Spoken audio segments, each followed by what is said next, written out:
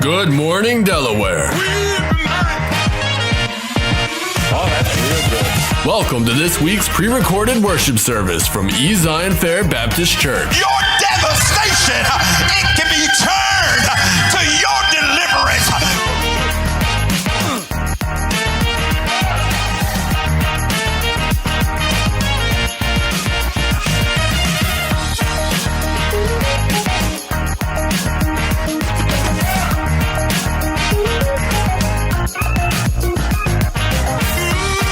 Wilmington's most exciting church.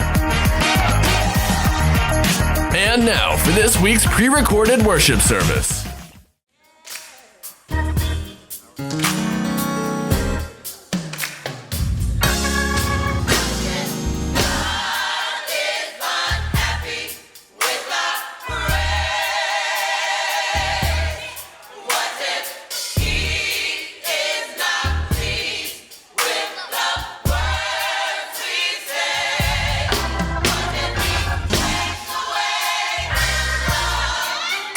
His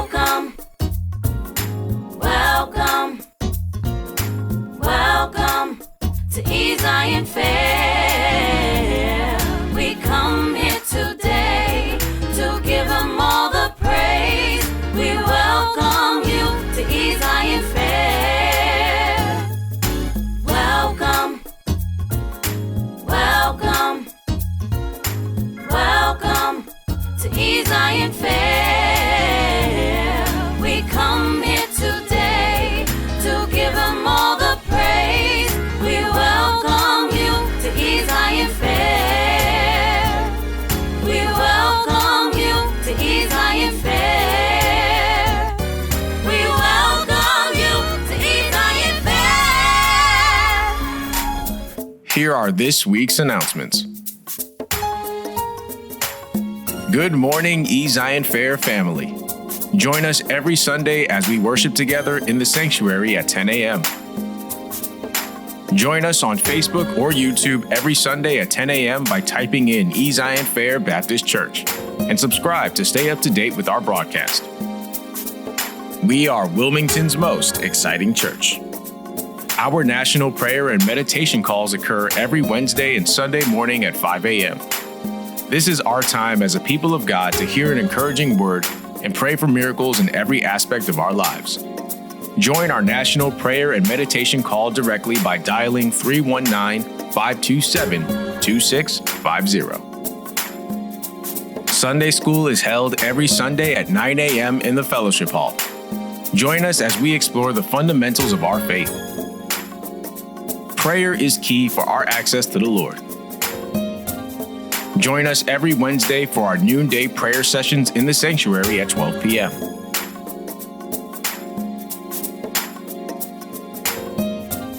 There are 4 ways to give here at Ezion Fair. 1. Through the PushPay app. 2. Through Zelle with trustees at ezionfairchurch.org. 3. Through check by mail addressed to 1400 B Street, Wilmington, Delaware, zip code 19801. And 4. On the website at myezionfair.org. Click the giving button and follow the provided steps. Thank you for supporting our Ezion Fair family.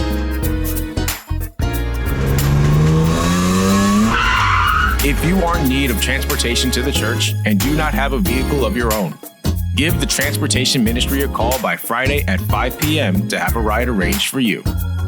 Call at 302-652-9114, extension 110. Say hallelujah.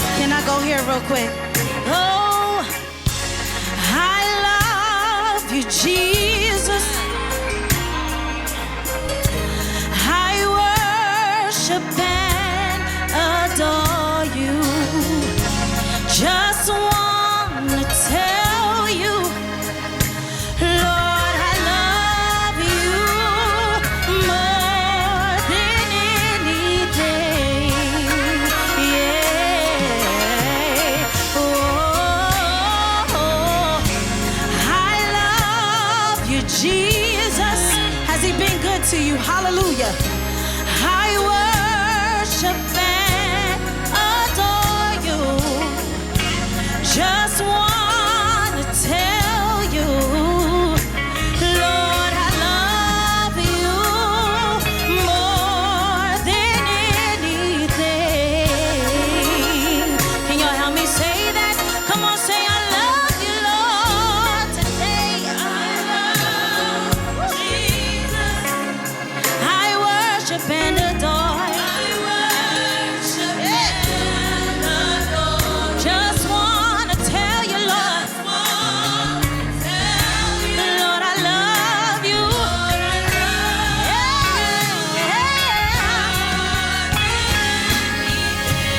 Oh, say, I love you, Jesus. I love you, Jesus. Said I worship and adore you. I just wanna tell you, Lord, I love you.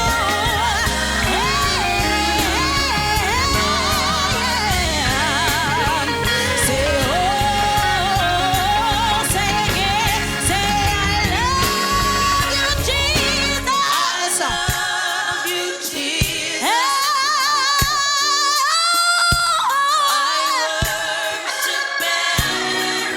I just wanna tell you, Lord,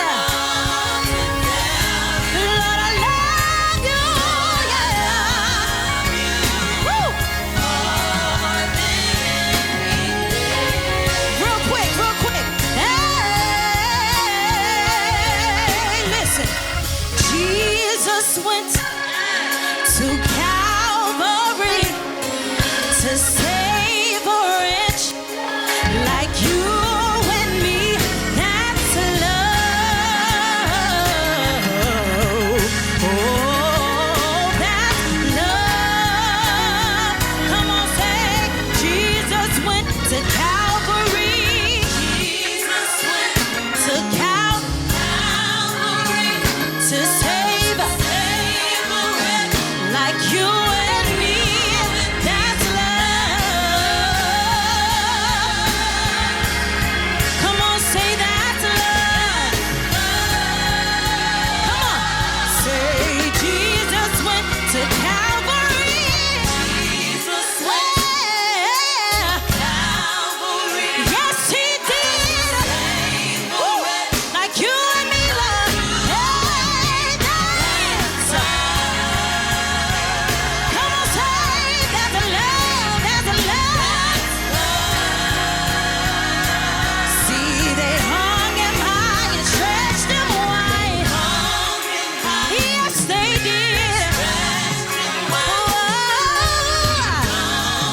And for me, he died.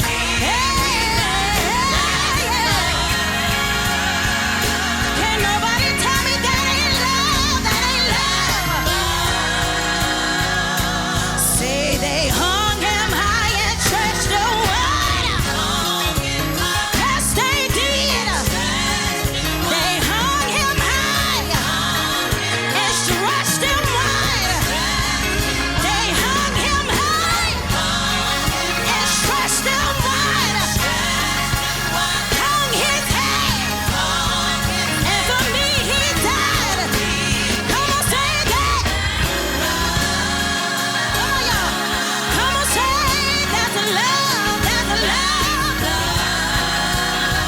This is my part. But that's not how the story ends. That's not how the story ends. For in 3 days. Come on, say in 3 days. Come on, say in 3 days. Say in 3 days. He rose again. That's love. That's a love. Oh, that is love.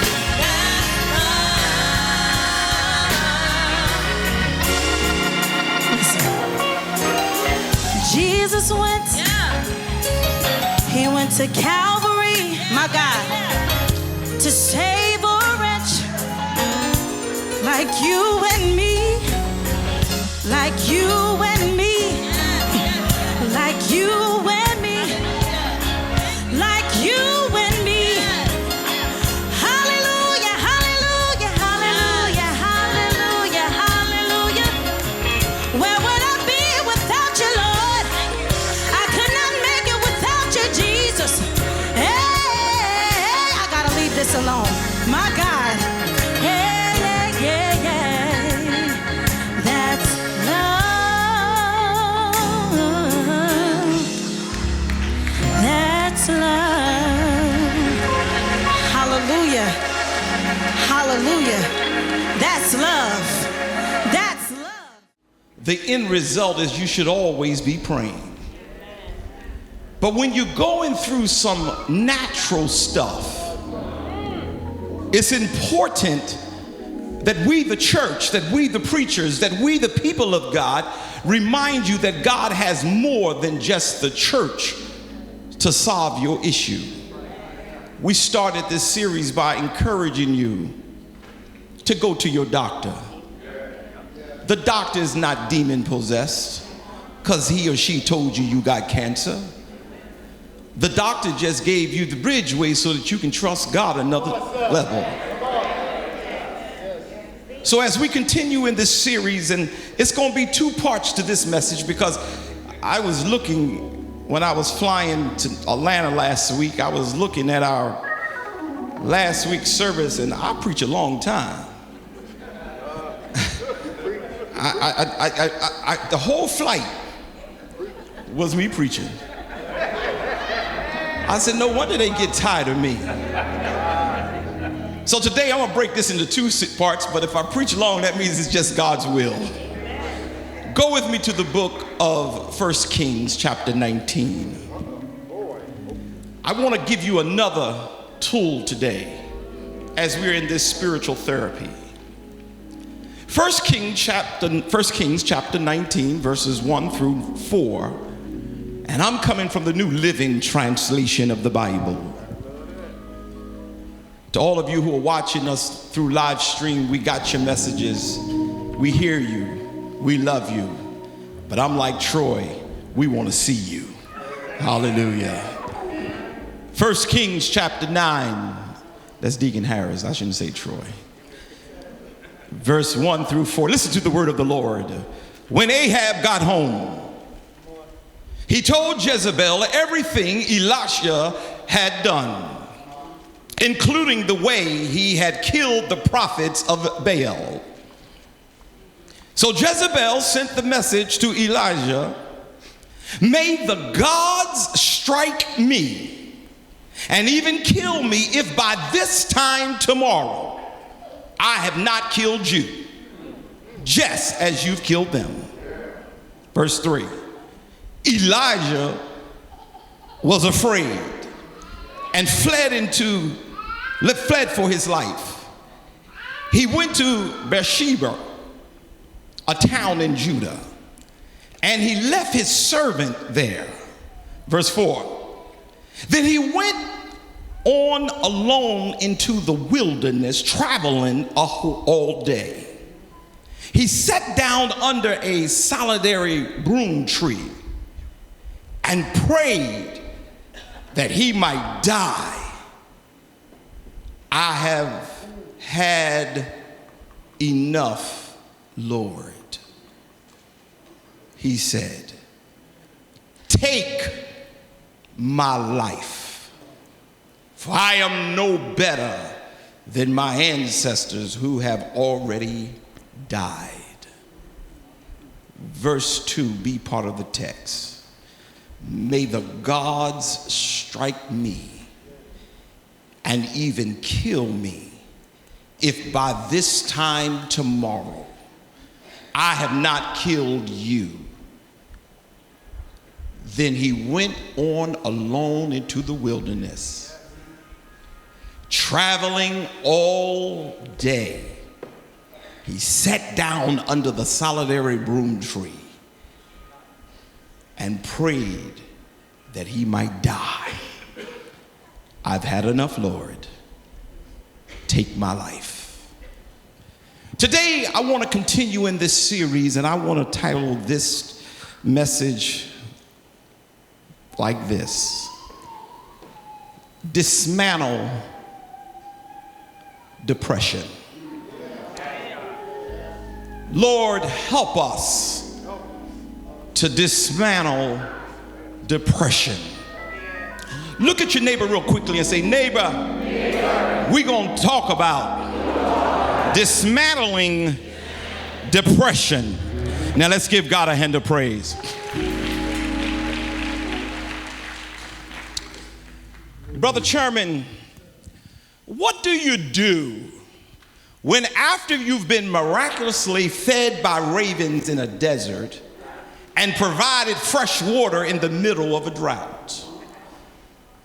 Deacon Bert, what do you do when you've seen quail and flour not run out, but miraculously multiplied over and over again? Trustee Cleckley, what do you do after you've watched a dead boy resurrect from the dead, after you have prostrated your body over his dead body? What do you do? What do you do after, Brother Chris, you've stood at the top of Mount Carmel, called down fire from heaven, and watched 450 adversaries burn to ashes in a valley?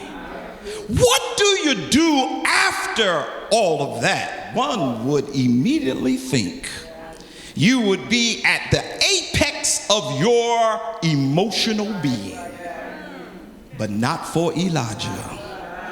As high as he was on Mount Carmel is how low he descended into the valley of Mount Hermon. Depression, Ezion Fair, is a mental state that all of us, if we're honest, can relate to. Depression can range from the Monday morning blues to the full-blown clinical hopelessness. Some define depression as an emotional state of exaggerating feelings of sadness and intense discouragement that causes negative circumstances to overwhelm and debilitate a person's life. Others have said depression is a black curtain of despair that descends down and overshadows a person's life. However one chooses to define it, both its frequency and disruption of normalcy for everyday life is mesmerizing. Look at your neighbor and say, mesmerizing. The World Health Organization named depression as the second most common disability worldwide, after cardiovascular disease. And based on its research, depression is expected to become the #1 within the next 10 years in America alone. 5 to 10% of all adults currently experience symptoms of major depression. And up to 25% of Americans meet the diagnosed criteria sometimes during their lifetime, making it one of the most common conditions treated by a primary care physician. At any given time, about 15% of all adults in America are taking antidepressant medication. What do you do when you've been a part of the church your whole life and they told you to pray? They told you that you need to just call on God, but yet you still find yourself depressed. Pastor Curry, I ain't come for this today. I want to talk about Shadrach, Meshach, and Abednego. If I needed a lecture, I would have went over to the University of Delaware or to Delaware State. I didn't come for a lecture. I came to hear about a way maker, a burden bearer, a heart fixer, and a mind regulator. If you hold on, I'm going to get to it. But right now, I want to deal with the psychological formation of your character, because many people come to church Sunday after Sunday and they struggling and they're trying to find a way out of that dark cloud, out of that hurt, out of that place that after they've prayed and they've prayed and they prayed and it still seems to overshadow them. Listen to me. One of the unique features of depression is, watch this, you can be depressed and not even know it. You might feel like something is wrong, but haven't been able to exactly identify it. Can I just take a moment to give you a few symptoms? If you experience sudden weight loss or weight gain. Now, all y'all watching me, if you ain't seen me in a while, you'll think maybe because I'm 22 pounds lighter, but it ain't from depression. Sleeping too much or too little. Every time you turn around, you sleep or you can't go to sleep. Loss of or loss of interest in things that used to bring you joy. Look at your neighbor and say, depression. Another one of them is you're overcome with feelings of hopelessness, worthlessness, and usefulness. Loss of concentration, of memory. You can't remember nothing.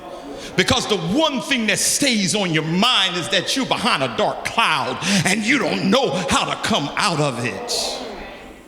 Another one is that you're just irritable. Can't sit still, can't be still, or just fidgety. Thoughts of death and loss of a desire to even live.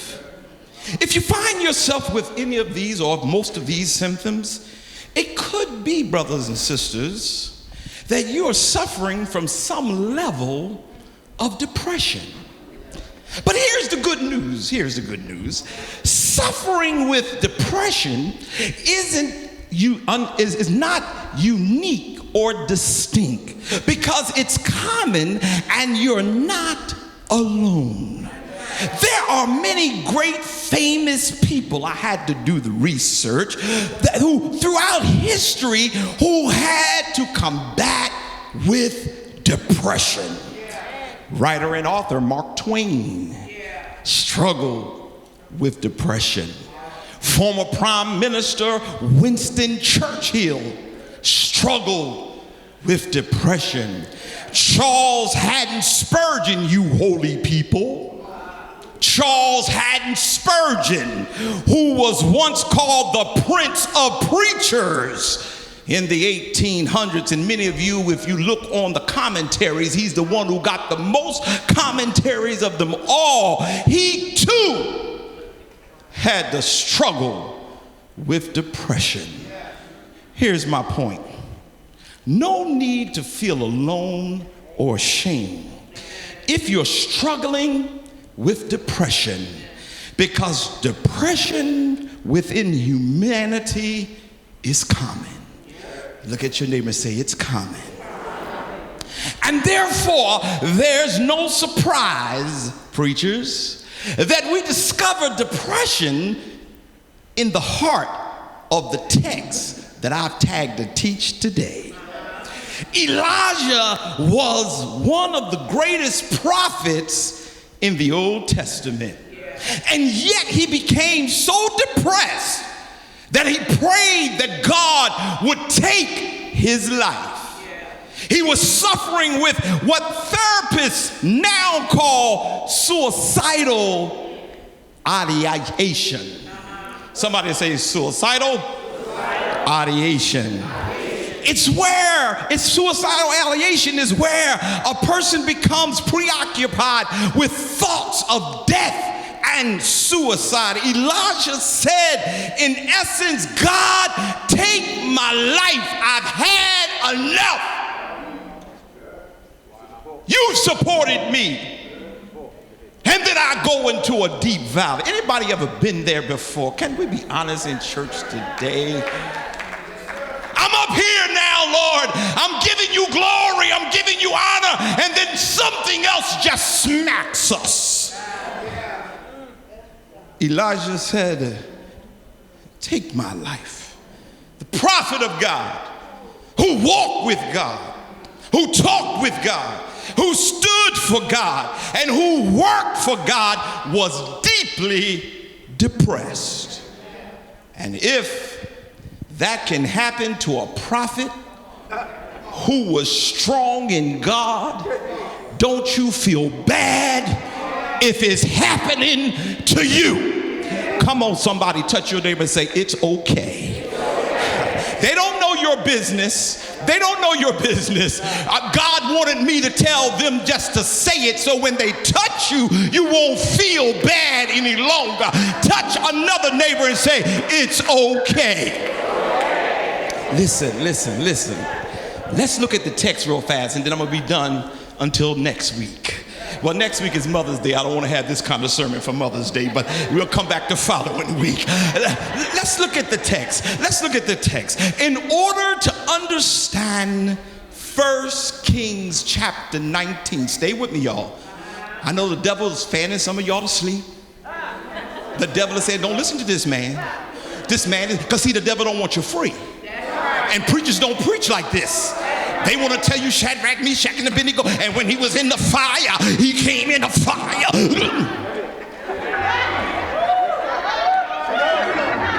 I'm going to get there if you just hold on for a minute. But if you really want to understand chapter 19, we have to first understand chapter 18. Can I give it to him, y'all? In chapter 18, Elijah had a face-off with 450 prophets of Baal on Mount Carmel. It was a public showdown to decide whose God was the true and the living God. The 450 prophets of Baal proclaimed that Baal was God, while Elijah maintained that Yahweh was sovereign of the universe. Elijah raised the question in chapter 18, how long will you halt between two opinions? If Baal be God, serve him, but if Yahweh is God, serve him. It angered the people. If this issue needed to be resolved, we don't need to be between two opinions. And this is what happens. He said, whichever God is God, that's the God who will answer by fire. Somebody say fire. And then when the God answers by fire, that will be the God that we would serve. So Elijah gave them home court advantage. See, when you know what you got, you ain't got to be in the front. For those of you who stressed out because somebody always stepping in front of you, don't worry about it, because your time is going to come. And when your time comes, God is going to be okay. Look, he gave home court advantage for you basketball players, football players, you know. He says in my dramatic way, since we're on your territory, we're going to let you go first. We're going to let you go first, and you're going to call on your God. And when your God, and if your God answers by fire, we're going to serve him. Let me tell you what they did. Can I tell you what they did? They screamed. They shouted. They spit. They even started cutting themselves. Baal, Baal, Baal, Baal. Baal, brother. Baal, come down and see about me. We're in a tough place right here. This old prophet is trying to act like Yahweh is God. Let me cut myself, because when you see blood, I was taught in my worship, it will get you moving. Let me holler loud, because you might not hear me. Baal.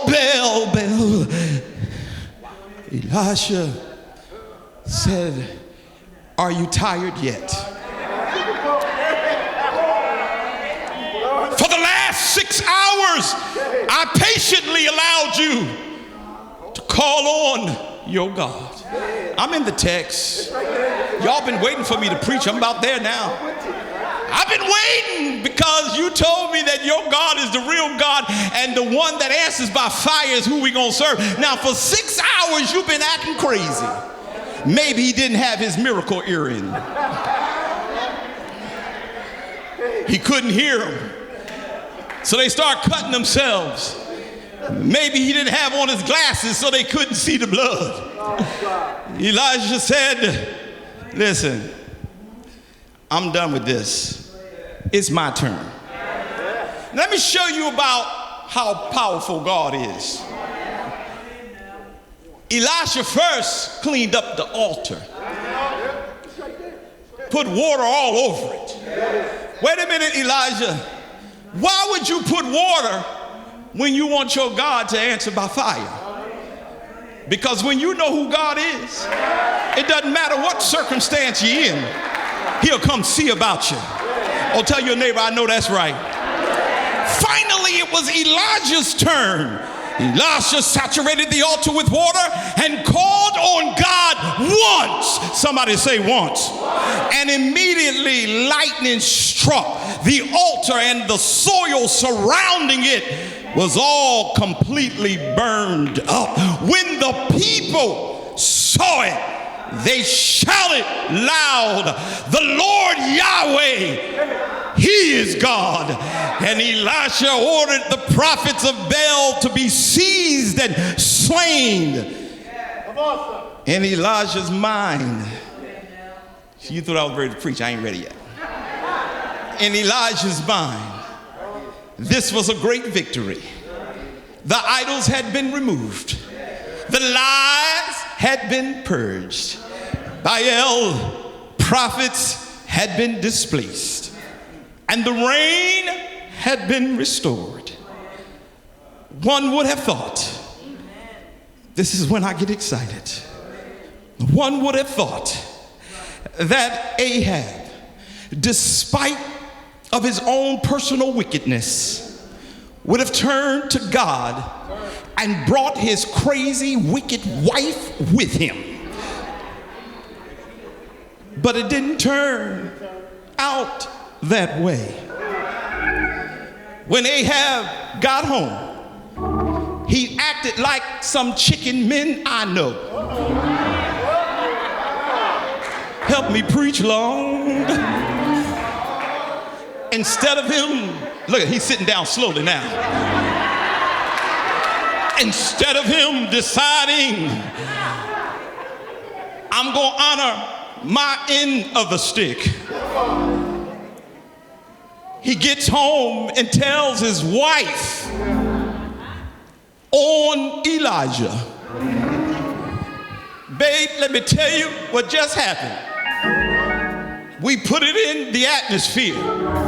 Whichever God be God would answer by fire.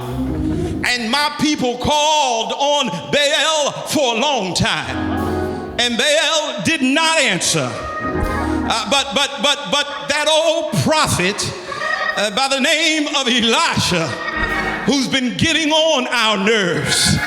He's been telling people how to be set free. He's been telling people about a God that has a power in his hand. That God by the name of Elisha, he decided to call on his God. And when he called on his God, he didn't need 2 hours, 3 hours, 4 hours, 5 hours. He didn't need day after day, but he called him one time, and his God answered by fire. fire.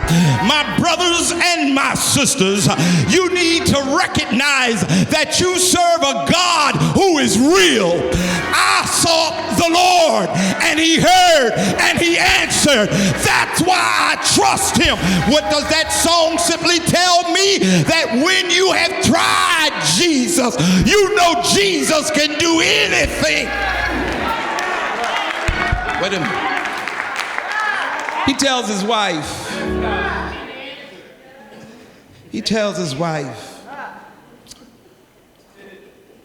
I don't like this, but I'm going to have to submit in Jezebel, like some of these women.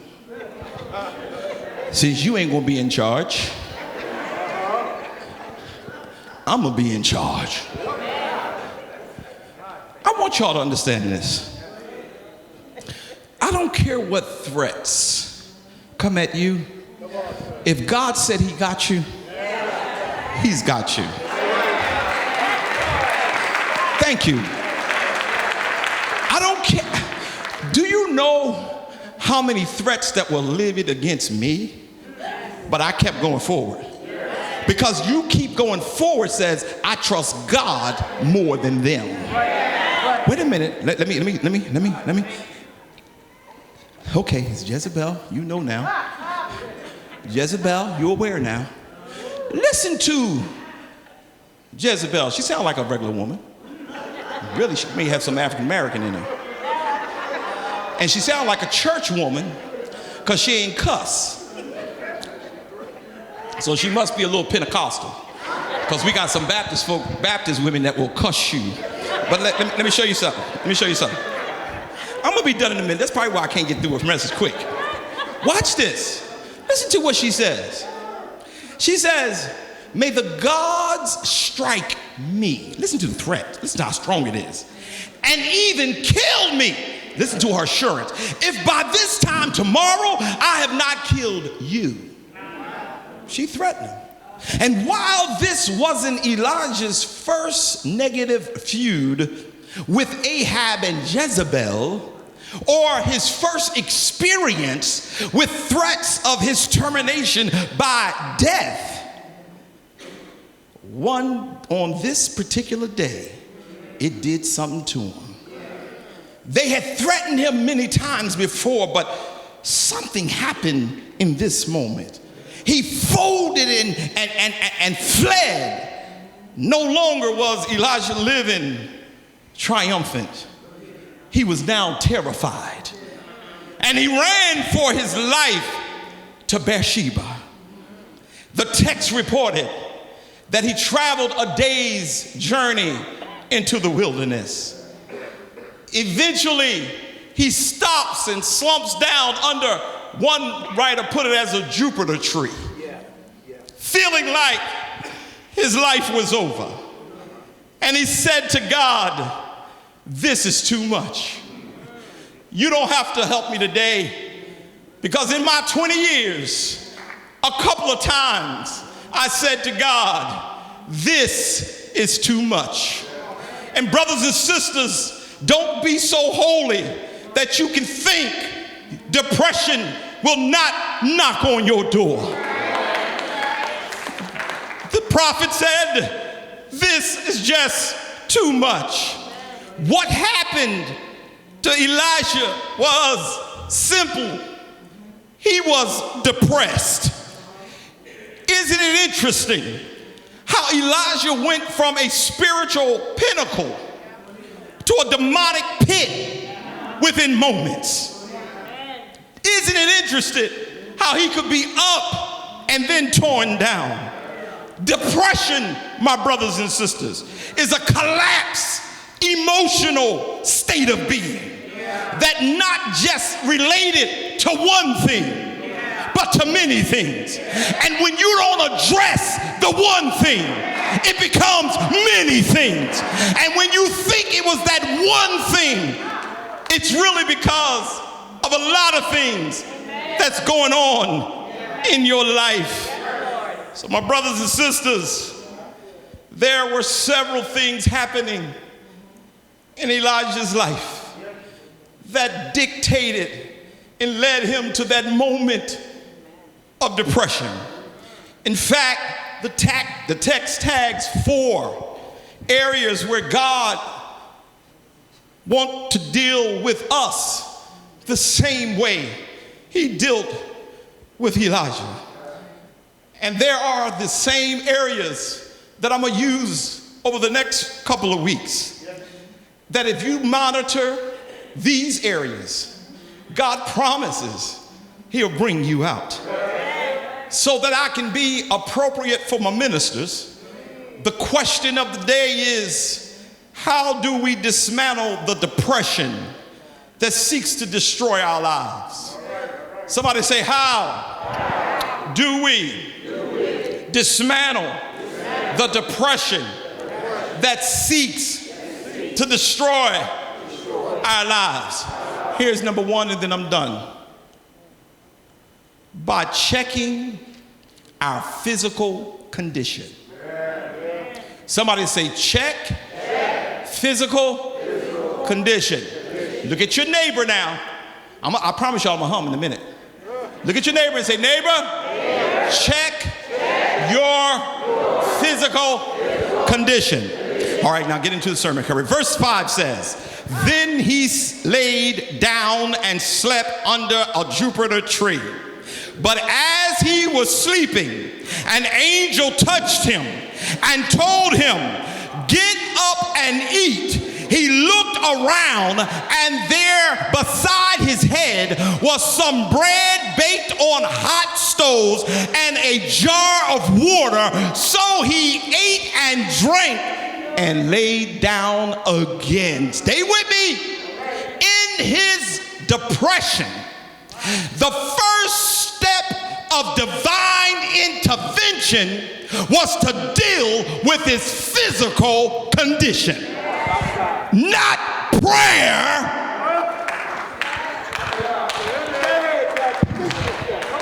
I don't like him. I don't like him. He's defacing God. No, baby. It's all in the text. The first thing God did for Elisha, he didn't pray for him. He dealt with his physical. Somebody say physical. And the reality of his physical condition was he was totally exhausted and wore out. He was emotionally, physically, mentally, and spiritually wore out. He had just had a mountaintop experience in chapter 18 and a miserable low-down experience in chapter 19. He was simply wore out.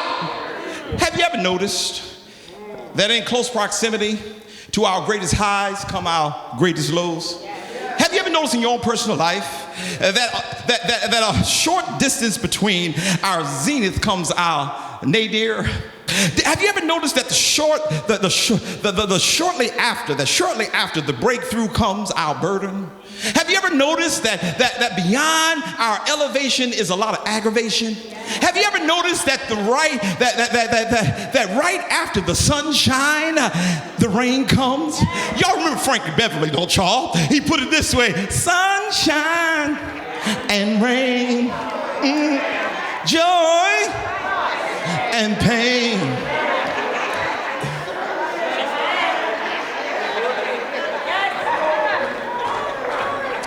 See, that's why Sister Ashley leaving right now, because she can't handle me preaching like this.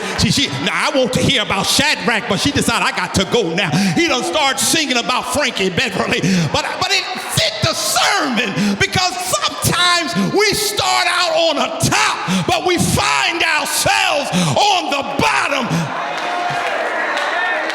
That's what happened with Elijah.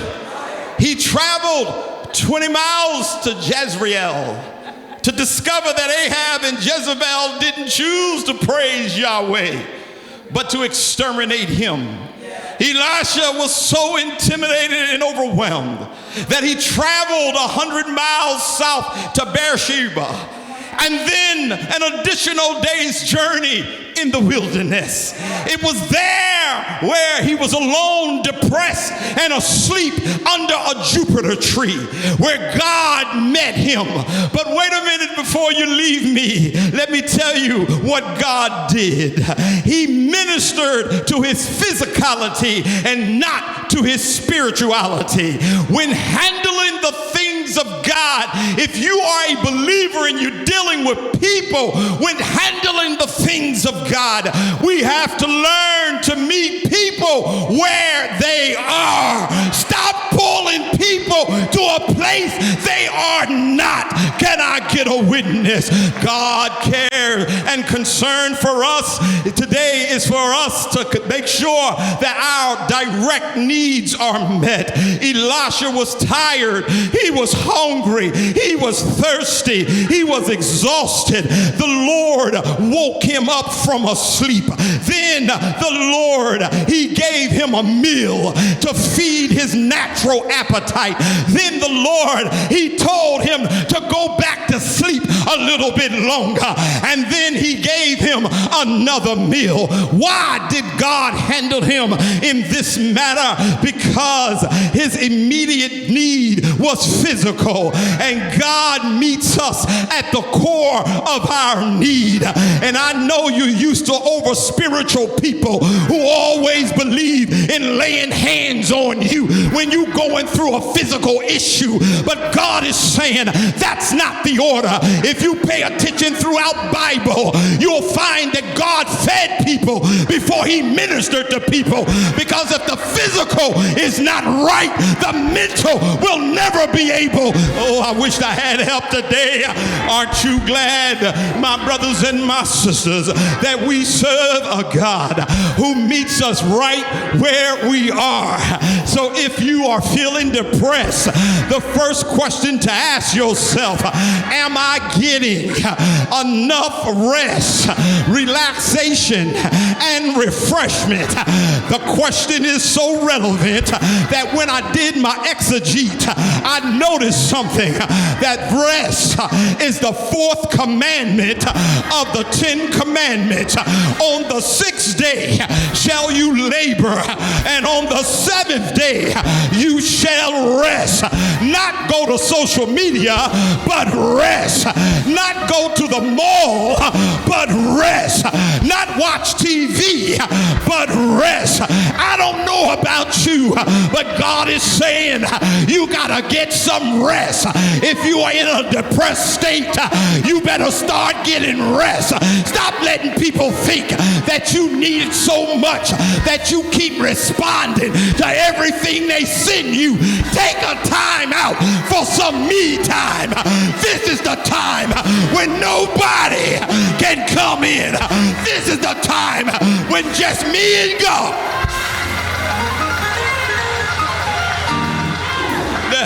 Look, 2 years ago, and then I'm gonna be finished with this, and it's still late. Listen to me. 2 years ago, I got a competitive spirit, and I know Sister Sheila knows that for real. And 2 years ago, the women had done such a phenomenal job with showing the men how they can serve us.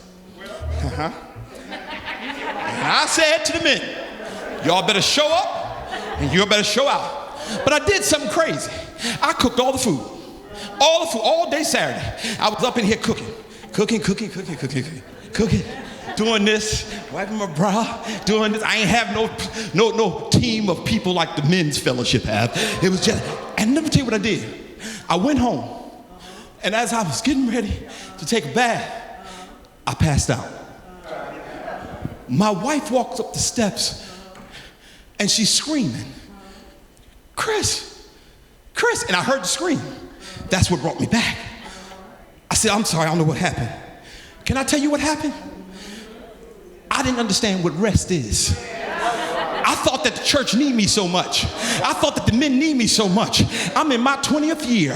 Can I help somebody real quickly? If I die right now, most of you will cry. Most of you will be upset. Most of you will be hurt. But guess what y'all gonna do? Y'all gonna move on and find somebody else. At some point in your life, God is saying, before I can minister to you. You got to get some rest. Before I can give you healing, you got to get some rest. Before I can bring a deliverance, you got to get some rest. Don't make me forget this one point.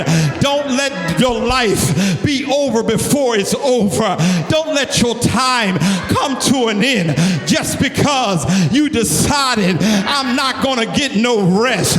In the book of Mark, chapter 6 and verse 30, Jesus told his disciples, let us go off by ourselves so we can have a little rest. And if Jesus can get a little rest, if Jesus need a little rest, stop trying to act like if you're not there, it can't be done. Stop trying to act like if your presence is missing, things ain't gonna get done. Black people gonna be black people. White people gonna be white people. You gotta learn how to take care of yourself, because if God is gonna bless you, God needs somebody who's physically fit, mentally alert, and spiritually alive. Do I have a witness? Stand on your feet, everybody.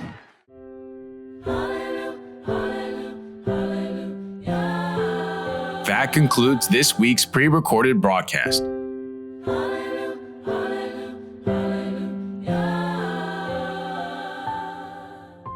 Join us every Sunday morning for our in-person service at 10 a.m. or watch our live stream over on YouTube or Facebook at Ezion Fair Baptist Church. And don't forget to tune in to our other shows, Coffee with Curry at 11 a.m. and The Source at 5 p.m. Stay blessed, and we'll see you next Sunday.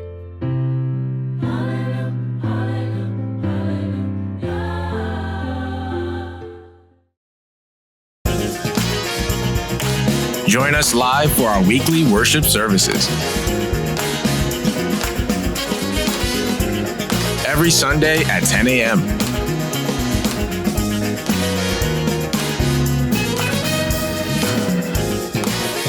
Don't you talk about my worship, because my worship is for real. I know I'm not supposed to be in this spot. I know I'm not supposed to be acting like this. I know I'm not supposed to be clapping my hands because of what you know about me. But what you don't know is I'm not here for you. I'm on my way to see Jesus. Streaming on YouTube and Facebook.